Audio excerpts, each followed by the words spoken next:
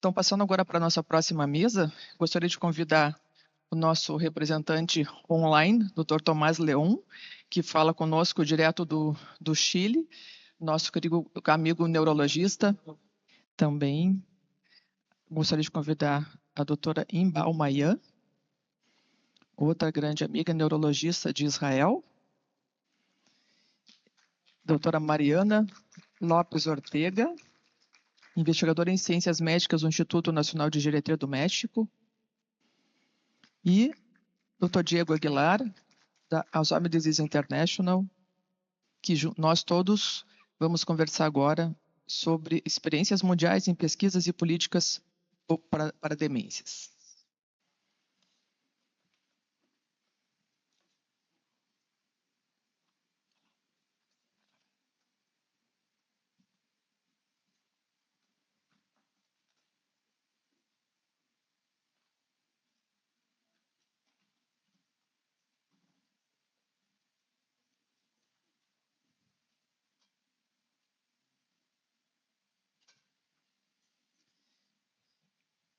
Por favor, doutora Imbal, gostaria que você comentasse um pouquinho sobre qual é o seu trabalho e qual tem sido a sua área de atuação agora lá em Israel, nesse momento, para que a gente, a partir daí, comece um pouco a nossa discussão. And thank you for the invitation. I'll tell you a little bit about myself. I'm a geriatric physician from Israel, born, raised, and mostly trained in Israel. 6 years ago, I moved to the U.S. to San Francisco, California, to do a fellowship at GBHI, the Global Brain Health Institute, where I learned a lot about health policy. From there, I continued my work both in the U.S. and in Israel. In the U.S. at Duke University, working with dementia patients at the ADRC, a research center for Alzheimer's dementia, and working at the same time in Israel on different initiatives that are part of our national dementia plan. Right now, I am back in Israel, living there for the past 6 months. And I am currently the chief medical officer of the largest Israeli hospital at home, where we treat many different kinds of patients, but also patients with dementia, mostly patients with more advanced dementia in their homes. Okay. Please, doutora Mariana. So, well, first, thank you, everyone, FEBRAS, for the invitation, not only from myself, but from our director at the National Institute of Geriatrics in Mexico, Dr. Carmen Garcia Peña. It's great to be here and to see so many friends again. So my work is mainly, I'm a researcher on aging policies, social determinants of health, and for the past almost 10 years, I have been doing research on dementia care, different research projects, national and international multi-country studies. But being at the National Institute of Geriatrics, this is a decentralized entity from our Ministry of Health. So we've had the opportunity, so we also have the opportunity to be not just doing research, but in contact with those that should be listening to us. So in this double hat, I don't know how to say it, double. I've been involved in also trying to, well, for the National Dementia Plan in Mexico, from the first one. Then we just did that was in 2014, and we did another revision 2 years ago. So I've been able to be in both parts, using the evidence for the national plan, for example, or to do some recommendations to the Ministry of Health or other institutions. And another thing that I've also been able to participate right now for the first time, and I'm only mentioning it because Elaine talked about it. For the first time in this presidential term, they have an initiative. It's just starting it's in the planning process to have a national caregiving system, national care system, and I participate in the working tables for the development and implementation of this. So that's. Okay. Please, Diego. This time. Hi, everyone. Well, it's a pleasure to be here. It's really great to see everybody, and a special thanks to Abras and Febras who have organized this and has got everybody together here in Brasilia. I'm Diego Aguilar. I'm the Regional Director for the Americas at Alzheimer's Disease International. We're the global federation of Alzheimer's and dementia associations around the world. Hi, my audio is gone, so I assume since you put me in the front page that you expect me to present myself, so I will do that. Please interrupt me if that's not what I have supposed to do. My name is Tomas Leon. I'm an oral psychiatrist from Chile. I'm together with Imbal and Dr. Bernice. I'm part of the Global Brain Health Institute. I was trained in Dublin, Ireland. I worked here in Chile mainly in the first memory clinic that we opened. Now I'm mainly in charge of the technical issues from Fundación Las Rosas, that is the largest long-term care network of homes. I have participated in the evaluation of some parts of the National Plan of Dementia.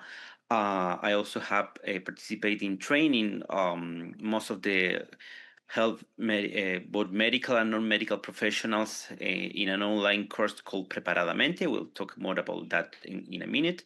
I'm also part of the GBHI focus group, a task force that is entitled to create more national plan of dementia across the globe.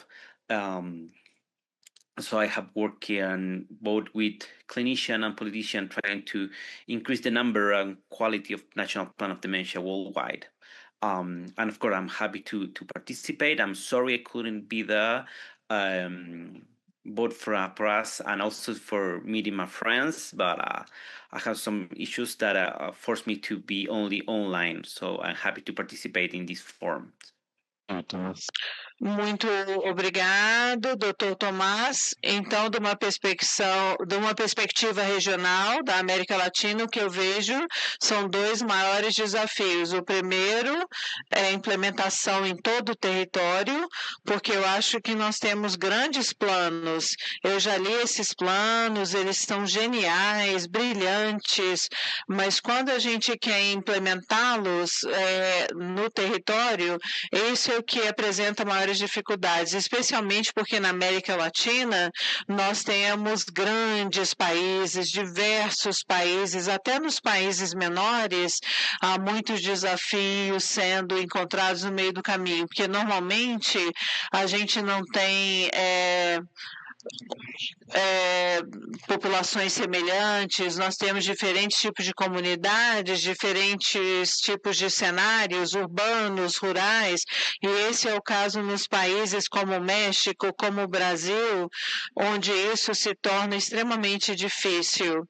Então, normalmente, os governos, e eu concordo com o Dr. Tomás nesse ponto, normalmente os governos têm um tempo muito difícil, ou uma coisa muito difícil de implementar essas políticas e deixá-las permanecerem por muito tempo. Temos muitas lições aprendidas da sociedade civil, porque, diferentemente dos governos, a sociedade civil, normalmente, ela tem esse grande histórico de trabalhar no território, nas comunidades, experimentando, implementando ao longo do tempo.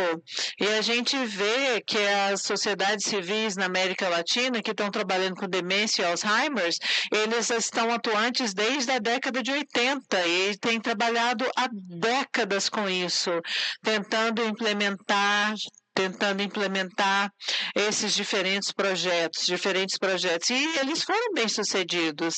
Então, eu acho que o segundo desafio é tentar colocar a sociedade civil, e principalmente os cuidadores, as famílias e as pessoas que vivem com demência no centro de tudo. E o movimento de demência e Alzheimer's como se foi centralizado, ficou na comunidade médica ou com profissionais de saúde.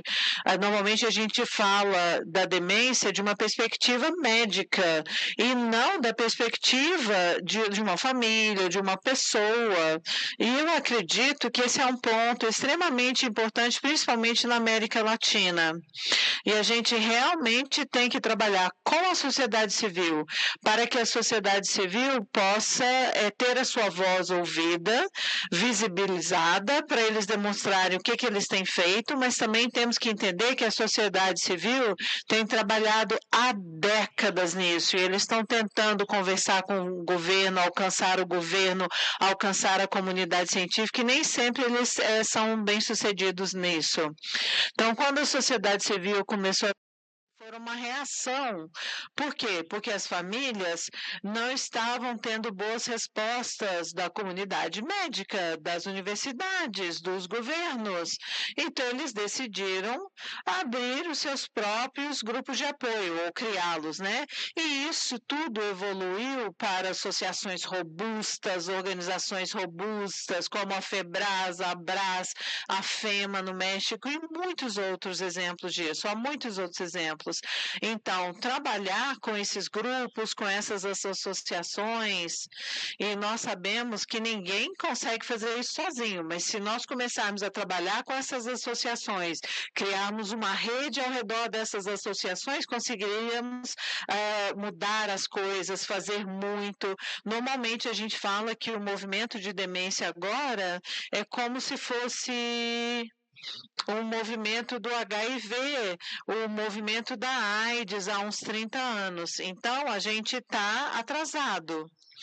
Mas, como o movimento de HIV/AIDS, através da sociedade civil, obteve tantas mudanças, eu acho que o movimento da demência também conseguirá transformar a realidade através da sociedade civil. E eu sou um grande defensor disso e acredito nisso profundamente. O maior desafio da América Latina, na minha opinião, é fortalecer a sociedade civil e as suas organizações e dar para eles financiamento, dar a eles uma voz, um espaço para falarem, também para implementarem as coisas juntamente com os governos, porque os governos sozinhos terão uma grande dificuldade em fazer isso, sustentar isso e fazer uma implementação no nível nacional. Mas eu acho que uma das frases mais importantes que a gente pode colocar se a gente fosse escrever uma carta sobre esse evento, se nós pudéssemos escrever alguma coisa para ser o título dessa carta, podia ser esse de Movimento pela Demência. Né?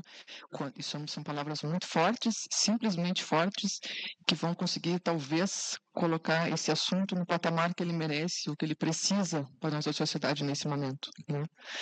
Obrigado, então, por isso. Eu gostaria de, como a gente está numa mesa redonda de debate aqui, nós poderíamos eventualmente contar com a participação de algum de vocês, se vocês têm um interesse em fazer algum comentário sobre esse sentido. E, por favor, eu gostaria de então pedir a Diego se você tem alguma questão para perguntar para eles nessa mesa, ou se pode fazer algum outro comentário, já que nós estamos dividindo esse trabalho. Thank you very much.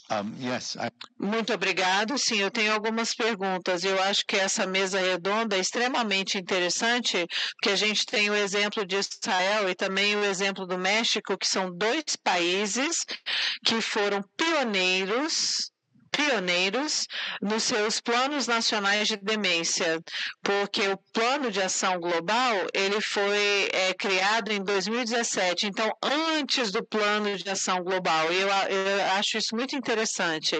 Porém, tanto Israel quanto o México estão encarando agora desafios semelhantes. Como podemos pegar os nossos dois governos, tornarem a demência uma prioridade? Eu entendo a situação em Israel e também entendemos as situações globais como a pandemia, mas a demência está ocorrendo. Talvez seja até mais difícil com a guerra, talvez seja até mais difícil com a pandemia, com a Covid-19. Por que a gente não está prestando atenção à demência? Essa é a minha pergunta, tanto para a Mariana quanto para a representante de Israel. Por quê e como nós podemos tornar a demência uma prioridade, mesmo a gente enfrentando todas essas dificuldades nos diferentes países? Eu acho que eu quero dizer, eu queria saber a resposta para essa pergunta. Pelo menos no México, uma das coisas que o senhor estava mencionando a campanha do HIV/AIDS. Talvez só leve o Ministério da Saúde para ter um pai, um avô, um ministro da Saúde para ter um pai com demência, mas isso não aconteceu necessariamente com HIV, com AIDS, câncer, diabetes e hipertensão. Eu acho que no nosso caso lá no México, acho que trata-se de conhecimento, até profissionais da área de saúde mesmo ainda acreditam que se trata de uma coisa normal, do envelhecimento, a sociedade acredita que isso é normal, que é relacionado ao envelhecimento, e você acredita que isso tem que estar no centro de tudo, mas se a maioria dos países acreditarem que isso é normal e que eles não têm que estar à frente disso, isso acontece também com os profissionais da saúde. Eles falam, eu sei sobre diabetes, aí eles querem as fitinhas para medir o nível de glicose, eles estão perguntando, eles precisam desses materiais, se eles não souberem que é uma prioridade, se não pedirem, eu preciso dessa ferramenta para o meu trabalho do dia a dia. Então, precisamos de conhecimento em todos os lugares e também, é claro, pode acontecer, e aí nesse caso é possível trabalhar com os diferentes atores e precisamos de fato fazê-lo.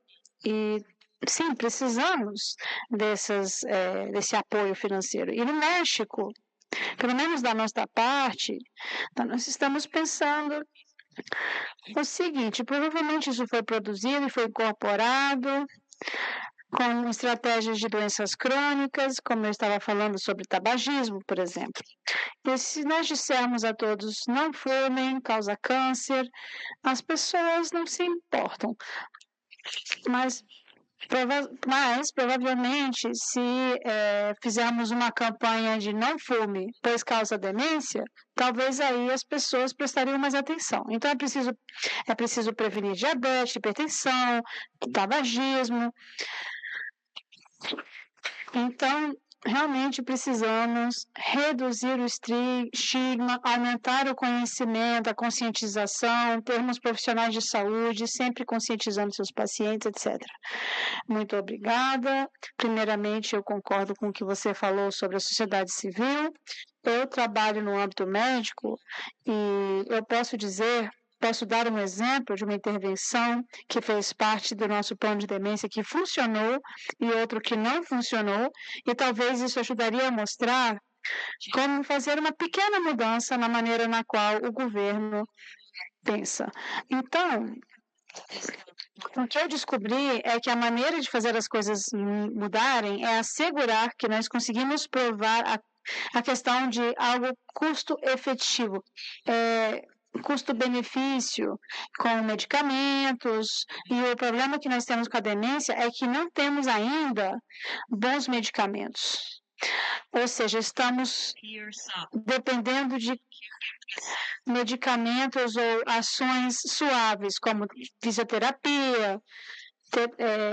E isso é muito difícil provar que de fato funciona, e funciona. Então, fomos financiados por uma intervenção maravilhosa que pegou adultos dependentes com mais de 65 anos com demência, que estavam presos em casa, e por um ano, como parte da iniciativa Hospital Dia, nós vamos às equipes de fisioterapias, fisioterapia, terapia ocupacional, enfermeiras e médicos, para o lar da pessoa acometida de demência. E depois deste ano, deste projeto, indo para a casa das pessoas para tratá-las em casa, percebemos que tivemos ótimos resultados. A maioria das pessoas com demência estavam melhores e os resultados basicamente consistiam na diminuição de hospitalização. Então, internação, ou seja, redução de delírios e outras coisas, mas isso são coisas que o governo não se empolga muito, mas se mostrarmos que essas pessoas, se o custo é mais barato, isso custa menos dinheiro para o seguro de saúde, para os hospitais, para o sistema de segurança de saúde pública, aí é que conseguimos o financiamento para continuar com essa intervenção. E não somente como um projeto piloto que dura por 3 meses ou um ano. Então, enfim, não é muito perfeito, mas eu fiquei muito feliz de poder ajudar essas pessoas muito dependentes que estão em casa, ajudando os cuidadores. E, por outro lado, houve uma grande campanha de conscientização que nós organizamos com as populações minoritárias e população árabe muçulmana do sul de Israel. E recebemos ótimos financiamentos graças a uma ONG que organiza grupos de apoio aos cuidadores. Foi financiado por 2 anos e fizemos um ótimo trabalho ali. E depois de 2 anos, o governo disse, ok, foi lindo, foram conscientizados, como podemos avaliar a conscientização? E então decidiu que não ia mais alocar recursos para essa iniciativa. Então, o que eu estou pensando é que como medirmos, poderíamos aferir esses resultados. Ótimo. Tomás, por favor.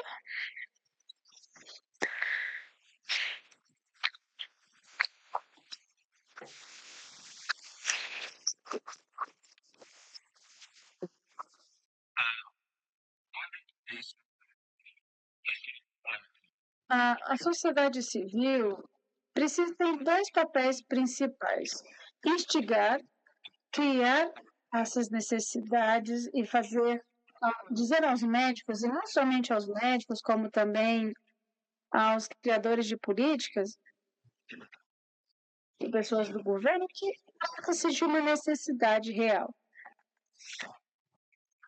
e que algo precisa ser feito. É engraçado, porque quando os fazedores de políticas trabalham, geralmente trabalham com números, mas também trabalham com históricos. Ou seja, quando temos um bom histórico, um número de pessoas que estão necessitadas, seja cuidadores, seja pessoas com demência, eles trabalham mais rapidamente quando não temos essas provas. Então, quando mostramos que tem uma quantidade considerável de pessoas que estão lidando com essa doença, e tem um histórico significativo e ligado a essa doença para motivar e fomentar esses projetos. E outra questão também é que as políticas públicas para a demência, existem 2 papéis para essas. Ser uma ajuda constante e a outra é participação. Ou seja, participação na criação e na melhoria de um plano. Geralmente, quando os médicos olham para um problema e dizem, ok, estamos lidando com isso, temos uma ideia de que temos as respostas para esse problema. Seja respostas médicas, políticas, não médicas, enfim. Então, vemos e pensamos, ok, isso que precisamos fazer, mas isso não é necessariamente o que as pessoas precisam, pois estamos pensando de um jeito mais médico, mais biológico, e um problema biológico. E isso não é um problema biológico, é um problema social pautado por uma decisão e doenças biológicas. Então, tendo pessoas com demência apoiadas pela sociedade civil, que conseguem moderar e discutir e colocar na pauta o que de fato é importante, e clínicas que trabalham a memória, entre outros, e também incluir as necessidades que essas pessoas têm, que não são preenchidas, ou seja, recentemente oferecemos um curso com muita formação biomédica e testamos com várias pessoas, testamos esse programa com várias pessoas, esse curso online, com entidades sociais, a Associação do Chile, de Alzheimer, e eles falaram, é um curso muito bacana, mas não está respondendo às nossas necessidades, pois nós precisamos que os profissionais se tornem mais empáticos, que desenvolvam mais habilidades mais sociais para lidar com a demência. Saber como é que dar um acompanhamento a esses cuidadores. E percebemos que não estávamos ensinando isso, pois para nós, como médicos, isso não era importante. E aí percebemos que era preciso incluir esse elemento de soft skills, né, de habilidades sociais, relacionais, e pois, enfim, afinal, eles estavam de fato lidando com essas situações. Então, a sociedade civil precisa ser o motor, o combustível para melhorar o que nós estamos fazendo, motivar aqueles que estão continuamente avaliando o que estamos fazendo, de acordo com a sua agenda. Se estamos ajudando essas entidades, ou se estamos apenas olhando o que nós achamos que é o melhor cuidado necessário. Alguém da plateia gostaria de fazer um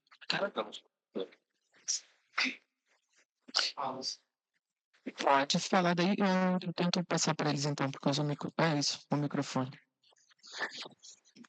Bom dia a todos, todas.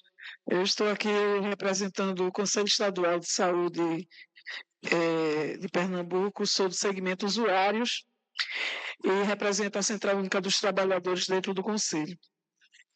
Então, o que a gente percebe é que os estudos clínicos médicos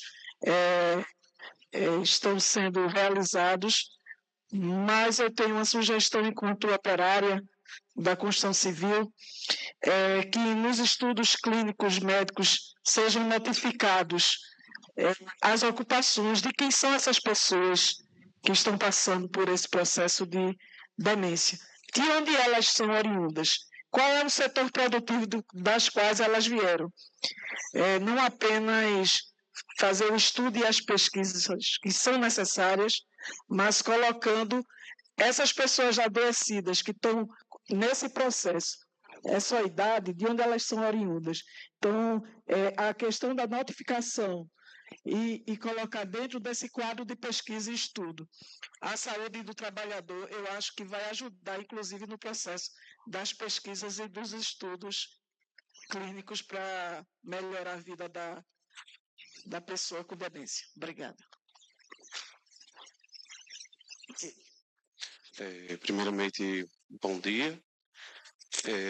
Também faço parte do Conselho Estadual de Saúde do Estado de Pernambuco. Meu nome é Eduardo, segmento trabalhador, e aqui eu represento o Conselho Regional de Enfermagem, no qual nós temos uma grande força dentro do país, né, de profissionais de saúde, e aí eu vejo muito a fala voltado para as questões médicas, mas a gente se preocupa também nas questões do cuidado, né, dessas pessoas que estão acometidas, e aí nos estudos está bem fundamentado, né, sobre os cuidados que a maioria são feitos pela própria família. E aí eu quero saber como é que está sendo essa maior discussão, essa maior implementação, porque eu vejo que está muito fundamentada na questão médica, no diagnóstico, mas com relação aos cuidados voltados que nós, enquanto profissionais de enfermagem, temos como prestar, como sempre fizemos, né? Então, como é que está sendo essa discussão, no maior aprofundamento, para tudo que está sendo construído? Obrigado. Agora vocês conseguem responder sobre isso? Yes, I think both of the comments. Eu creio que ambos os comentários são importantes. Alguns dos projetos que temos conseguido fazer no México são estudos sobre cuidadores, trajetórias de cuidado, o que quer dizer cuidar de uma pessoa com demência durante 5 ou 10 anos. E claro que os estudos não são feitos em nível nacional com epidemiologia, mas temos uma boa ideia e é muito importante fazer esses estudos. Tem uma apresentação que mostra que no México é o que você diz. Acontece o que você diz, ou seja, o PIB de saúde, que representa 5% do PIB vai para a saúde, e não trabalho To care for someone. Então, isso representa mais o que os hospitais fazem e também unidades básicas de saúde. Então, é muito difícil fazer isso no México, fazer com que instituições de saúde compreendam isso. E, geralmente, essas pessoas são cuidadas em casa. Então, é algo que, geralmente, no México requer muitos esforços da parte de autoridades de saúde para estarem cientes disso e perceberem que, de fato, precisam fazer alguma coisa sobre isso. E, como foi mencionado anteriormente, o México, pela primeira vez, se as coisas conseguirem acontecer com fluidez, já temos um Sistema Nacional de Saúde, de cuidados, e eu faço parte deste grupo do sistema de saúde em termos de cuidados de adultos dependentes, e cada vez que eu estou nesse grupo, nessa reunião, eu digo que não são somente adultos idosos, são pessoas que vivem com demência e os cuidadores que cuidam dessas pessoas com demência, que são aqueles que têm o fardo mais pesado. É diferente cuidar de um adulto de 90 anos que não tem doenças crônicas do que cuidar de uma pessoa que vive com demência durante 10 a 15 anos. Então, eu creio que seja muito importante que a gente considere isso e que conversemos com os Ministérios da Saúde, da Segurança Social, da Previdência, sobre como poderíamos lidar com esse problema. Eu concordo com o seu comentário, muito obrigada. Eu creio que cuidadores são vitais, uma parte ainda mais importante do que o paciente em si, dependendo de como está o paciente. Quando eu cuido de um paciente, que é geralmente no final de suas vidas, muitas vezes eu penso que cuidar do cuidador é ainda mais importante do que cuidar do paciente, pois podemos somente fazer até um certo ponto para o paciente. Infelizmente, onde eu pratico o meu trabalho, não tem nada formal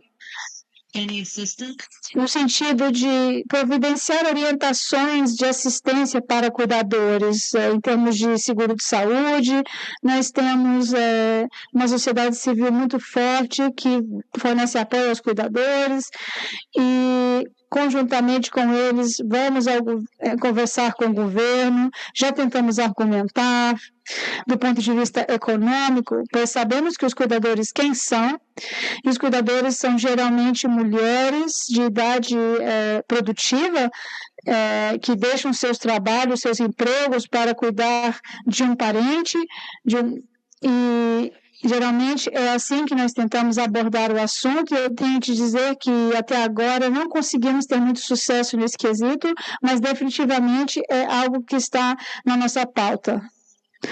Thomas?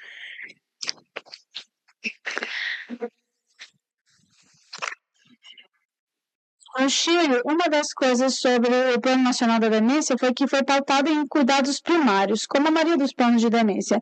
Mas a coisa é que em cuidados primários, médicos são poucos. E quando eles trabalham com cuidados primários,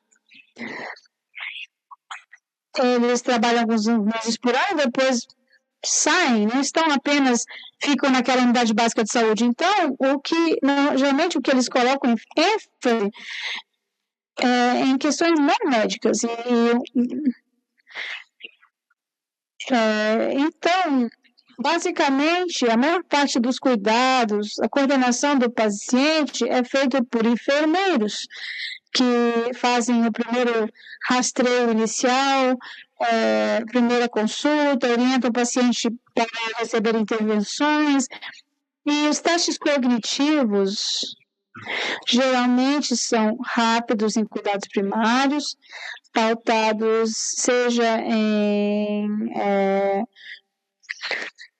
questões de terapias. Então, o médico geralmente tem uma posição secundária nessa equipe de saúde, mas trata mais da questão da medicação, fornece um diagnóstico, que ainda é algo que é o médico que faz, uma responsabilidade do médico, mas a maioria dos cuidados, apoio ao cuidador, as intervenções não farmacêuticas, cognitivas, comportamentais, são todas feitas por profissionais não médicos.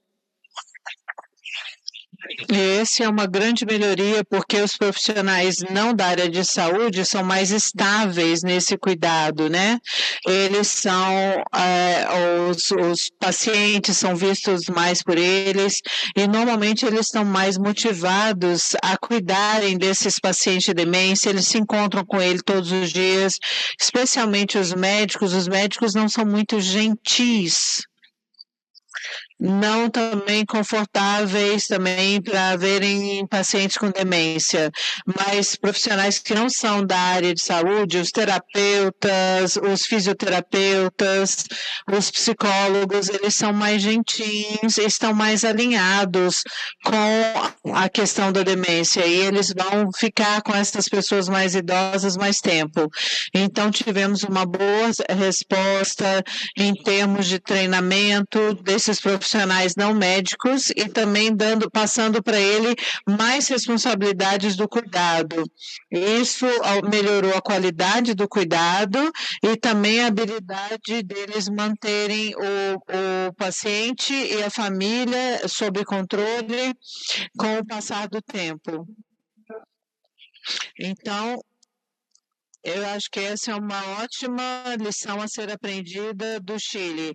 A maior parte do cuidado não deveria ser colocado sobre os ombros dos médicos, mas sobre os ombros dos profissionais não médicos. Bom dia a todos. Muito obrigado a todos pelas suas apresentações. Eu gostaria de dizer em inglês que nós estamos no Brasil. E eu acho que uma das coisas que eu queria trazer do ponto de vista da gestão municipal, né, que aí, né, conversar aqui com todo mundo que está organizando, né, a gente, como gestores municipais, né, representando aqui a gestão dos municípios, o SUS, não sei se o Sistema Único de Saúde, todas as pessoas de fora aqui conhecem, né, o nosso sistema de saúde e sabem da complexidade desse sistema.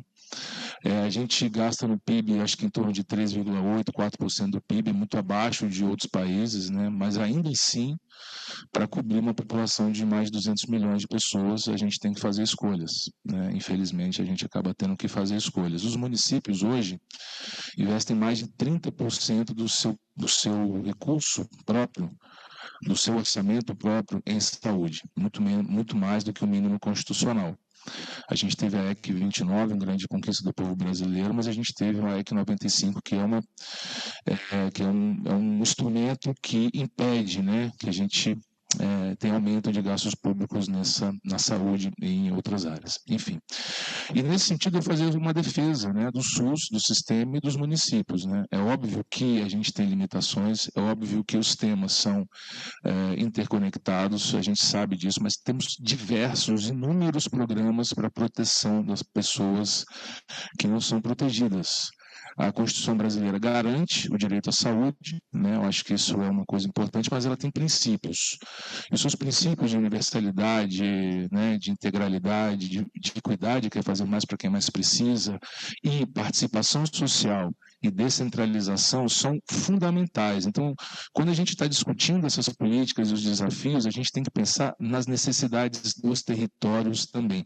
Políticas federais, nacionais, são muito importantes para incentivar modelos, mas a gente tem que partir das culturas locais, das necessidades locais, das formas de organização local, nem sempre dentro de serviços que têm nomenclaturas específicas para aquilo, eles cuidam desse tipo de doença. Então, a gente tem muitos serviços na atenção básica, na atenção especializada, em diversos outros equipamentos, inclusive nos CAPs, enfim, em diversos serviços que a gente faz o cuidado das pessoas, seja em casa, pessoas acamadas, ou seja no seu serviço. Então, embora não tenha tido nenhuma fala da gestão, né, o pessoal do Ministério, não sei quem está aqui, acho que eu queria vocalizar a defesa do sistema, a defesa do SUS, as dificuldades que a gente tem e o interesse que o gestor municipal tem em estar trazendo essas demandas que venham também das suas necessidades locais e que a gente tenha apoio disso. Então, na disputa de orçamento, eu acho que a sociedade brasileira precisa escolher,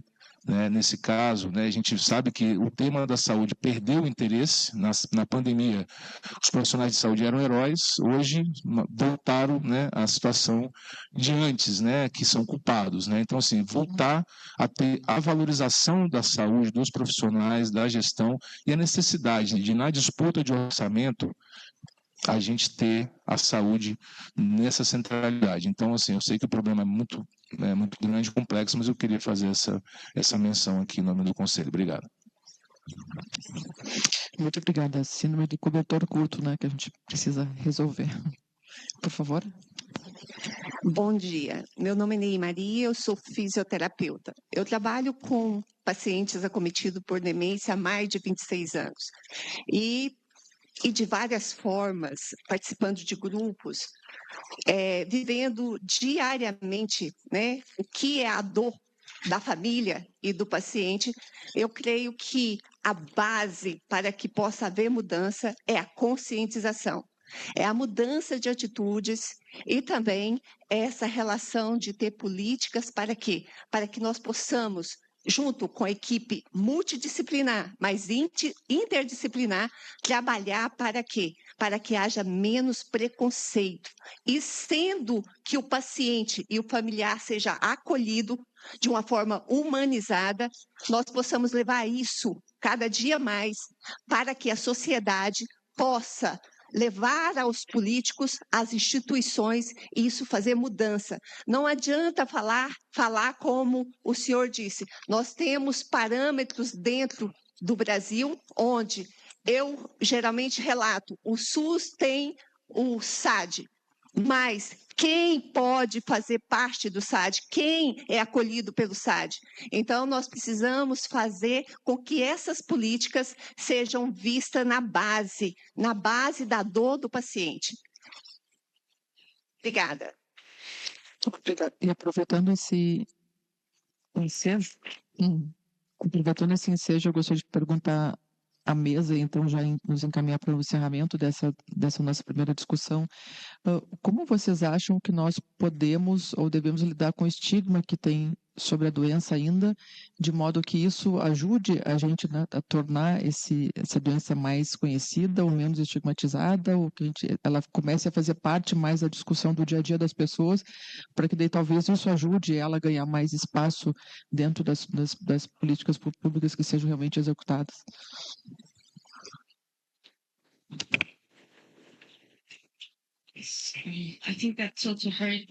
Eu acho que isso é muito complexo e tudo depende dos nossos países. Como vocês estavam dizendo, a maioria dos países latino-americanos, nós somos diferentes países dentro dos nossos países. Temos grupos indígenas, temos outras etnias, diferentes valores culturais. Então, no México, por exemplo, as campanhas, estratégias que mudaram crenças ou estigmas começaram com as crianças, sobre tabagismo, por exemplo. Então, a gente está se concentrando muito nos estigmas, redução de estigma, aumentando o conhecimento das pessoas, nos adultos, dentre os profissionais de saúde. A gente precisa fazer algo agora, mas temos que expandir isso para outros grupos, perdão. Precisamos entender que isso não é normal, e fazermos isso implica aumentarmos os nossos escopos. Isso é muito, muito importante. E, infelizmente, eu tenho um colega que é um geriatra e ele sempre fala para a gente, é como se você tivesse que escolher, ou você vai ter câncer, ou um ataque cardíaco, ou demência. E se mais pessoas soubessem disso... E, em termos de serviços de saúde, tem muitas responsabilidades, há muitas coisas sobre os ombros da área de saúde, mas até quando a gente conversa sobre... um exemplo, no México, e eu acho que isso é o caso na maioria dos países, a incidência de câncer de mama nas mulheres e comparado à demência, 9 vezes mais os casos de demência do que câncer de mama. Isso precisa chegar ao conhecimento das pessoas, não é algo normal, não é algo raro. Então, a incidência de demência ou de Alzheimer é 9 vezes maior em mulheres idosas do que o câncer de mama. Concordo com você demais. Acredito que a chave aqui, pelo menos em Israel, que é culturalmente muito diferente do Brasil e do México, é colocarmos a demência na categoria de doença crônica. Eu acho que ela não é vista pela maioria das pessoas como a mesma coisa como problemas cardiovasculares, câncer, mas que é algo diferente, acontece com as pessoas quando elas são muito, muito idosas e que não há nada a ser feito em relação a isso. Se houver uma coisa, novos medicamentos, biomarcadores de sangue que não são úteis ainda, pelo menos de onde eu trabalho, de onde vocês estão, precisamos aumentar a noção que isso é uma doença e um dia teremos uma solução para isso. E se tratarmos isso como qualquer outra doença, eu acho que é daí que virão as mudanças. Últimos comentários, por favor. Eu acho que temos que mudar a narrativa. A Paula, nos seus comentários de abertura, disse que não é apenas uma condição de saúde mental ou do cérebro, é uma condição de vida. Demência é uma condição de vida e precisamos mudar a narrativa ao conversarmos com os nossos governos, quando a gente estiver dando palestras em convenções e conferências e quando fizermos implementação no território. Na ADI, nós descobrimos no ano passado, fizemos uma pesquisa sobre estigma que mais de 80% da população geral ainda acredita que demência é uma parte normal do envelhecimento. E 65% dos profissionais da saúde acham que demência é algo normal e natural com o envelhecimento. Concordo com a Mariana. Como as pessoas estão preocupadas sobre a demência, elas acham que isso é normal. Então, eu vou falar sobre isso mais tarde, mas eu acho que se a gente começar a incluir a demência como uma doença não transmissível, crônica, nós teremos a chance de conversar com os nossos governos. Mas isso nem sempre é o caso, e é difícil a gente conseguir engajar o governo. E o que você disse, eu estou tentando provar o custo-benefício disso, quais são os custos, a eficácia, precisamos buscar estratégias para engajarmos o governo. Por que o Ministério de Saúde do Brasil não está aqui nessa convenção, hoje e amanhã? Isso é muito importante. Queremos tornar a demência uma prioridade nacional e eu concordo com um colega que disse que a implementação local é extremamente importante, mas é também importante termos apoio federal, apoio nacional. Então, essas são algumas questões que para hoje. Por que as autoridades nacionais não estão presentes aqui hoje? E todos nós estamos pensando sobre isso. E a gente tem que realmente questionar ou desafiar as nossas narrativas em como discutimos demência, falamos sobre demência, quando a gente vai para esse tipo de espaços. Ok, obrigado.